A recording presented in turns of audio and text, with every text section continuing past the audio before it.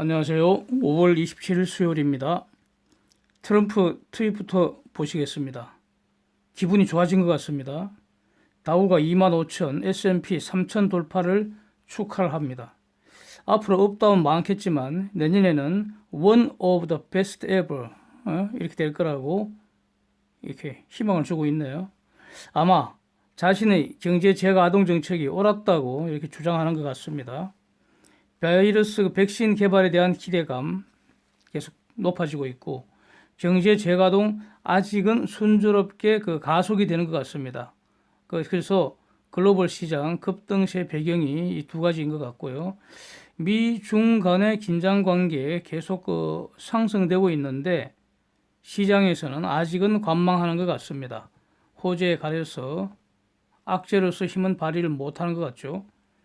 실물 경제가 망가지면 만약에 지금의 바이러스 때문에 더 악화돼서 실물 경제 망가지면 그 다음에는 이 산업에 돈 빌려준 은행이 망가지고요.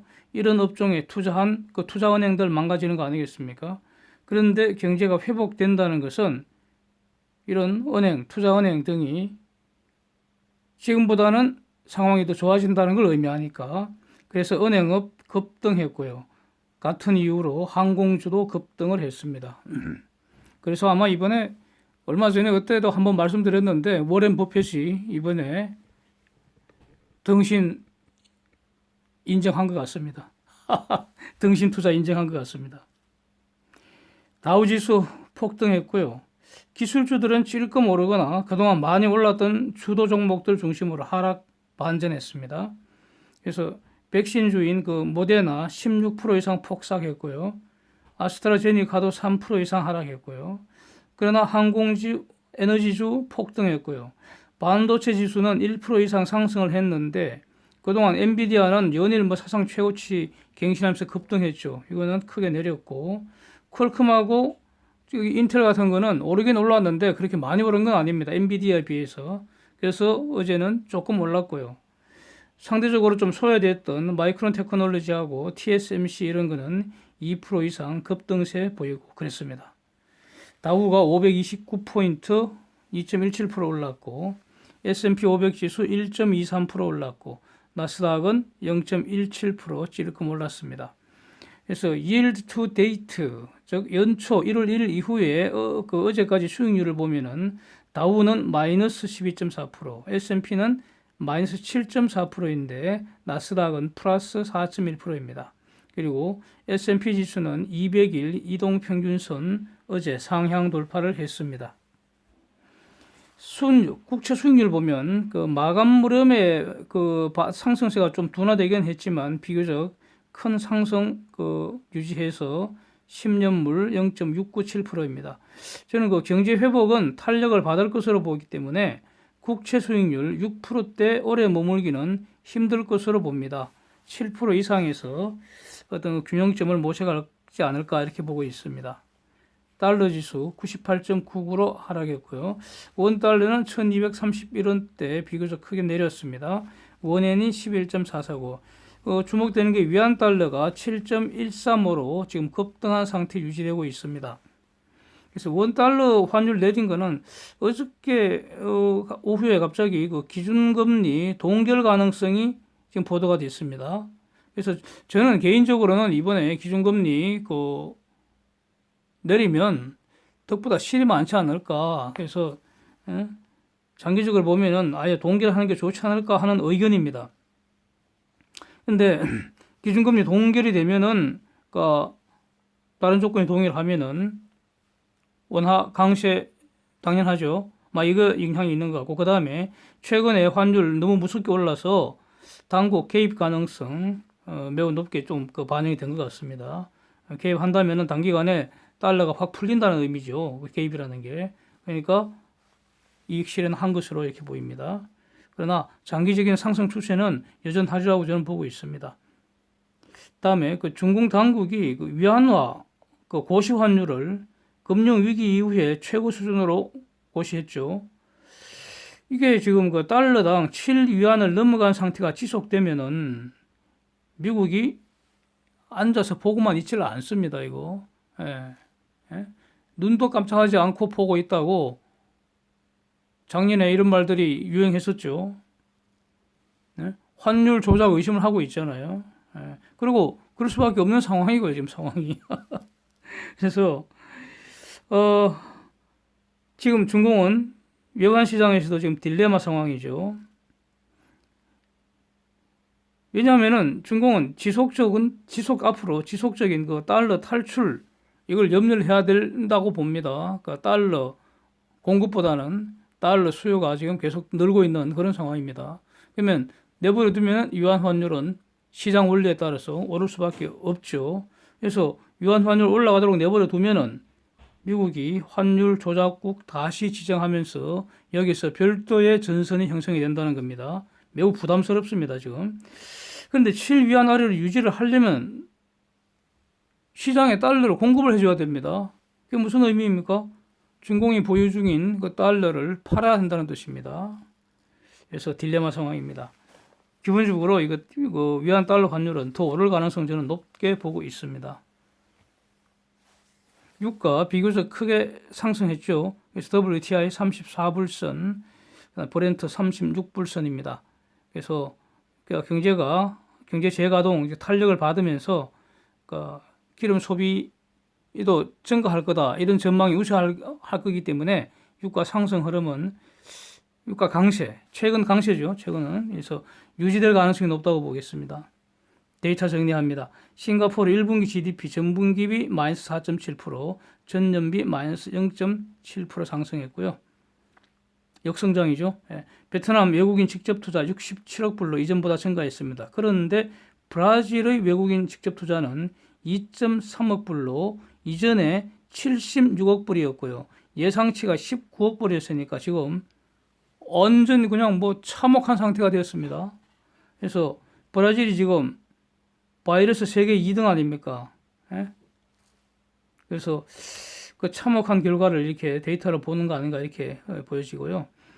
미국의 20대 도시 주택 가격 지수 전년비 3.9% 이렇게 상승세가 유지가 됐는데 놀래서 봤더니 지금 3월 데이터입니다. 3월 데이터. 그래서 의미가 없는 것 같고요. 4월, 5월 데이터를 봐야 할 것 같습니다. 다음에 5월의 댈러스 제조업 지수는 마이너스 49.2로 여전히 추락 상태 유지하고 있고요.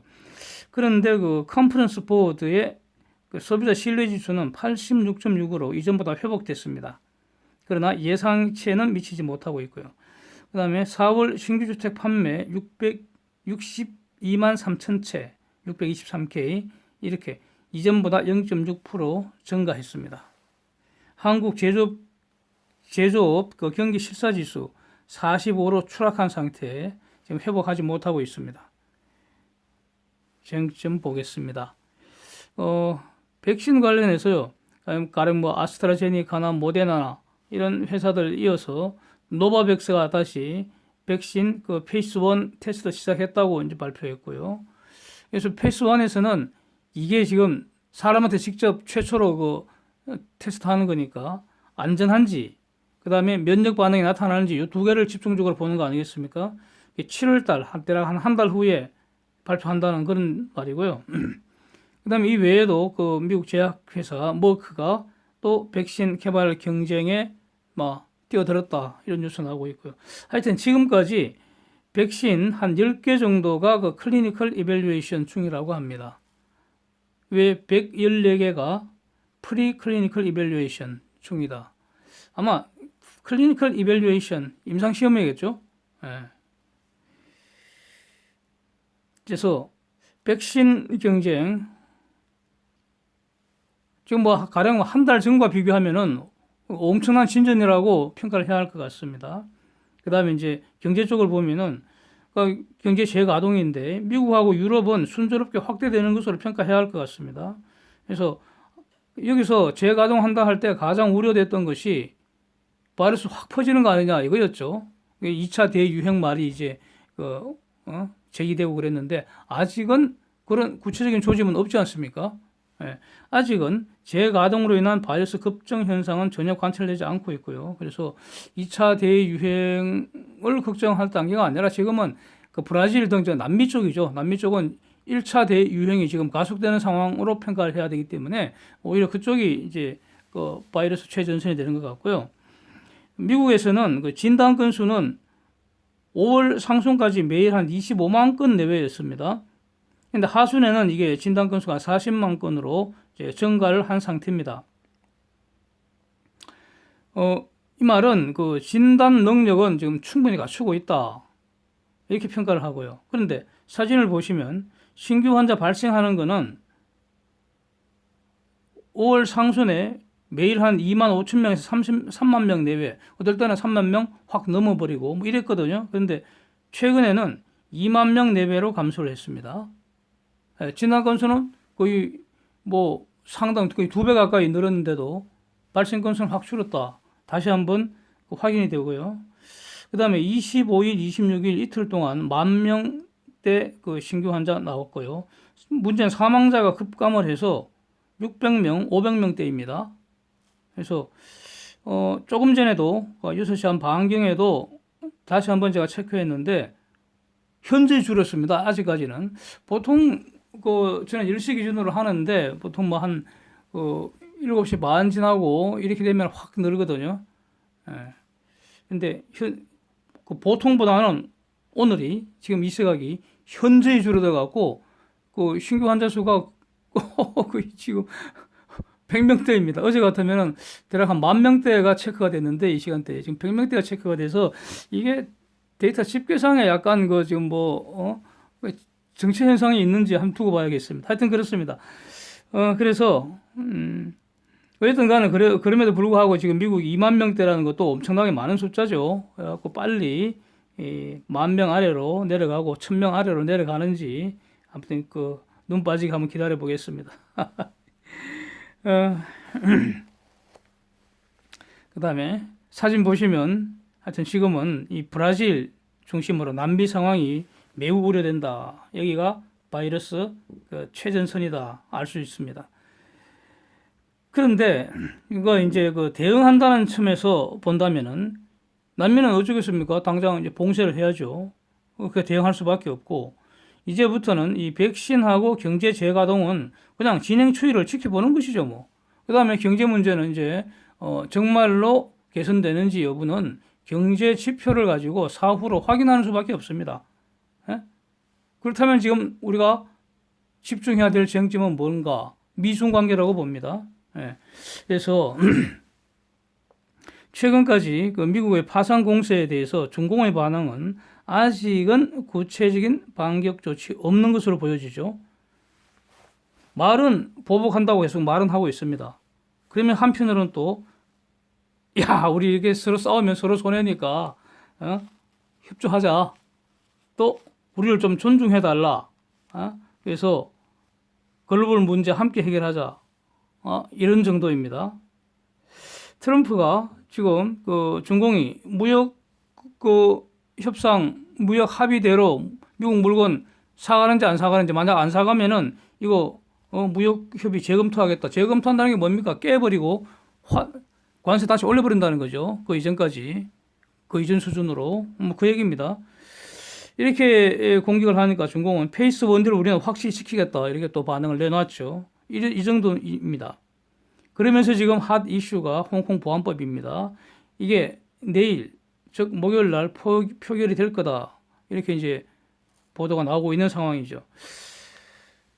미국 반응은 지난 일요일 날 공식적으로 오브라이언 안보보좌관이 중공 제재할 거다 이렇게 밝혔습니다.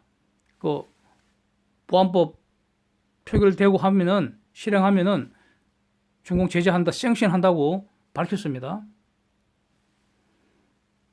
그래서 여기에 대해서 이제 중공의 입장은 정리를 해보면 이 보안법의 타겟은 홍콩 경제를 죽이자는 게 아니라는 거죠. 중공의 입장은 홍콩에 있는 반중 운동 세력들, 그 다음에 홍콩 독립운동 세력들을 겨냥한 거다. 그 외에는 걱정할 거 하나도 없다는 거죠. 그래서 중공도 홍콩 투자자들에게는 타격이 없다. 홍콩 경제는 더 안전하게, 투자하기 더 좋은 곳이 될 거다. 이렇게 지금 선전선동을 하고 있습니다. 그 다음에 또 트럼프가 미국이 홍콩에 대한 특별시위 박탈하겠다고 이렇게 협박을 하는데 그렇게 되면은 홍콩 시민과 홍콩에 투자한 미국 기업들이 더 손해가 많을 거 아니냐. 이렇게 또 선전선동을 하고 있습니다. 이거 어저께 이 시간에 다루었던 내용이죠. 그런데 바로 나왔네요. 자, 그래서 이런 거 다 고려해 보면은 아직은 이 미중 관계, 특히 보안법 관련 이 대치 국면은 아직은 시장에 악재로서 위력을 발휘하는 건 아직은 아닌 것 같고요. 좀 더 준공이 실질적인 대응 수단이 나와야 되지 않을까, 이렇게 이제 평가를 한다는 겁니다. 여전히 지금 잠재적인 악재죠. 어떤 그 폭발력을 가지고 있으리라고 봅니다. 근데 보안법은 통과시키겠죠. 이제 표결을 할 것 같습니다. 표결을 하면은 미국은 기다렸던 제재를 할 것이고, 거기에 대해서 중공의 반응을 이제 봐야 될 것 같습니다. 중공의 논리를 다시 한번 정리를 해봤는데, 분명히 문제는 있는 것 같습니다. 그러니까 중공의 논리는 이거죠. 홍콩은 중공의 일부라는 거 아닙니까? 그래서 당연히, 중공의 입법권이 홍콩에도 미친다. 이렇게 주장을 하고 있습니다. 그래서 보안법을 중공이 입법할 수 있다. 이런 주장이죠. 그런데 홍콩이 중공의 일부라는 주장을 인정을 한다고 하더라도 2047년까지는 홍콩 기본법이 홍콩의 헌법 지위에 있기 때문에 홍콩 의회가 보안법을 입법 권한이 있습니다. 이건 변할 수가 없는 거죠. 그래서 중공의 주장은 틀렸다고 봐야겠죠. 그래서 과거에도 홍콩 의회가 보안법 제정을 시도했다는 거죠. 근데 이제 홍콩 시민들 저항으로 실패했으니까 이번 지금 의회는 어떻습니까? 지난번 그 선거에서 반중 세력들이 완전히 장악을 해버렸잖아요.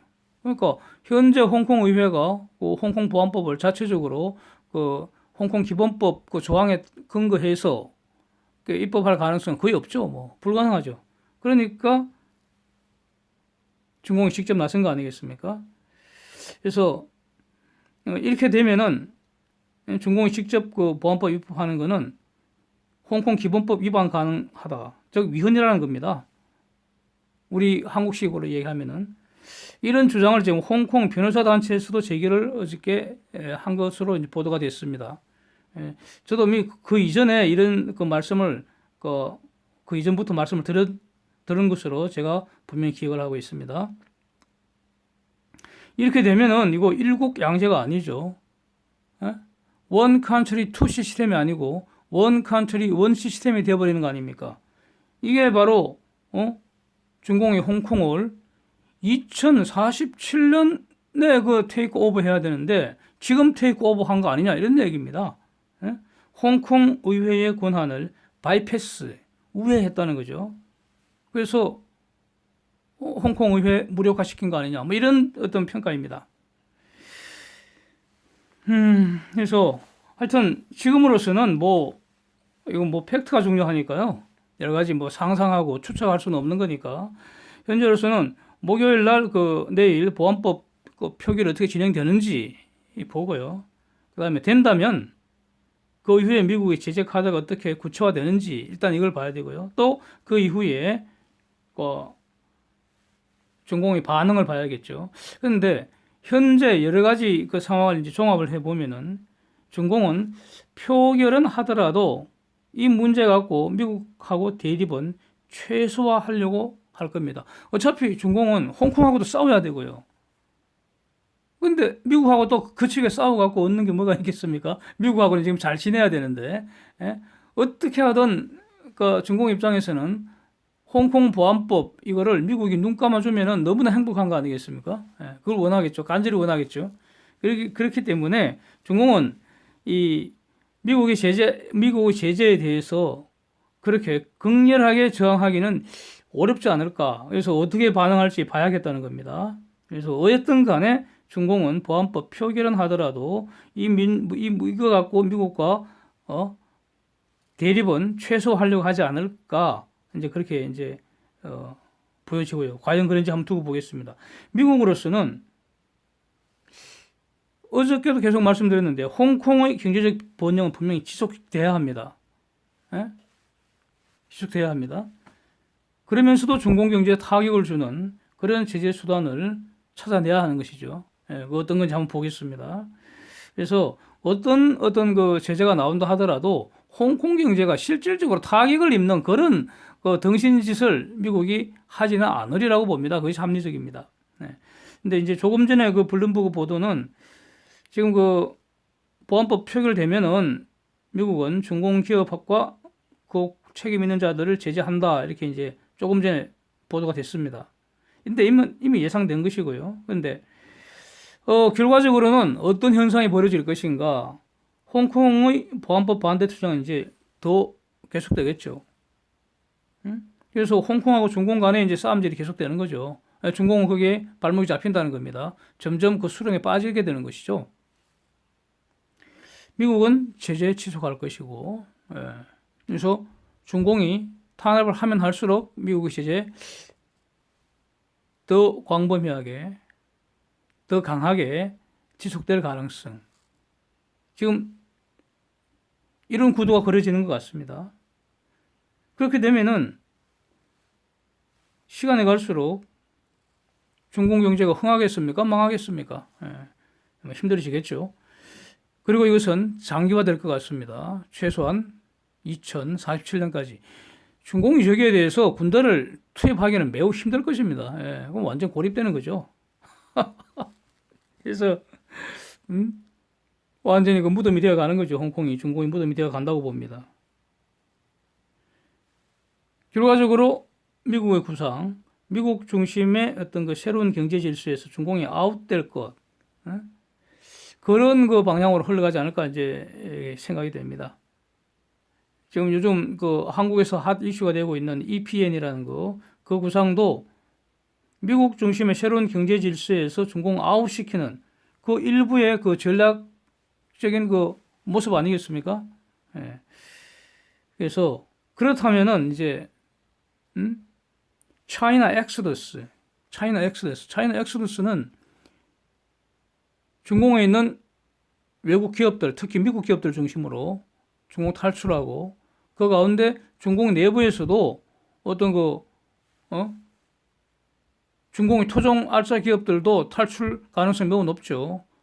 중공에 있으면 제재 받으니까 제대로 기업을 성장하겠다면은 나가서 성장해야죠.